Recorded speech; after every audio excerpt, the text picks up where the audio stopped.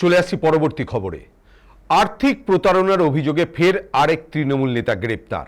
জানা গিয়েছে বাদুড়িয়ার নারায়ণপুর থেকে তৃণমূল নেতা আশিস বিল্লাহকে আটক করেছে বাদুড়িয়া থানার পুলিশ। অভিযোগ, যৌথভাবে ব্যবসা করার প্রলোভন দেখিয়ে এক ব্যক্তির কাছ থেকে কয়েক লক্ষ টাকা নেন তিনি, কিন্তু ব্যবসা শুরু করা তো দূরের কথা, টাকা ফেরতও দেওয়া হয়নি বলে অভিযোগ। বারবার টাকা চেয়েও না পেয়ে অবশেষে থানায় অভিযোগ করেন ওই ব্যক্তি।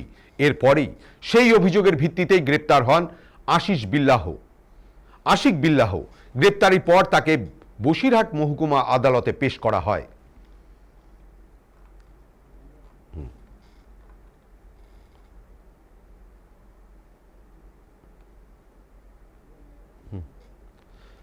এই মুহূর্তে আমাদের সঙ্গে টেলিফোন লাইনে রয়েছে আমাদের প্রতিনিধি হাসানুজ্জামান।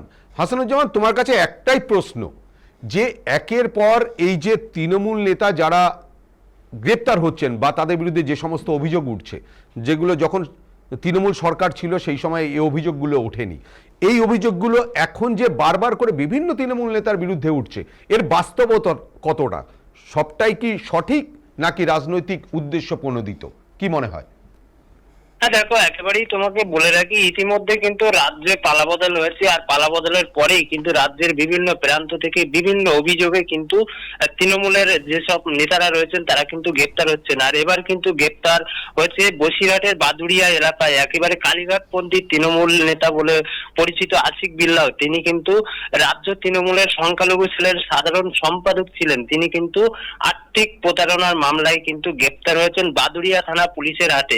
ইতিমধ্যে কিন্তু এই ধৃত তৃণমূল নেতাকে বসিরহাট মহকুমা আদালতে পাঠানো হয়েছে। পাশাপাশি এই যে আর্থিক প্রতারণা যে মামলা রয়েছে সেই মামলার কিন্তু ইতিমধ্যে গোটা ঘটনার পূর্ণাঙ্গ তদন্ত শুরু করেছে বসিরহাটের বাদুড়িয়া থানার পুলিশ।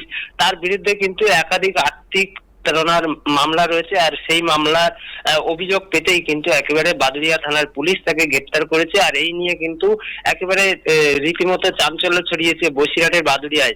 আর একেবারে কালীঘাটপন্থী তৃণমূল নেতা আশিক বিল্লাহ কিন্তু এবার গ্রেপ্তার হওয়ার ঘটনায় যথেষ্ট চাঞ্চল্য ছড়িয়েছে বসিরহাটের বাদুড়িয়ায়। ধন্যবাদ হাসানুজ্জামান, ধন্যবাদ।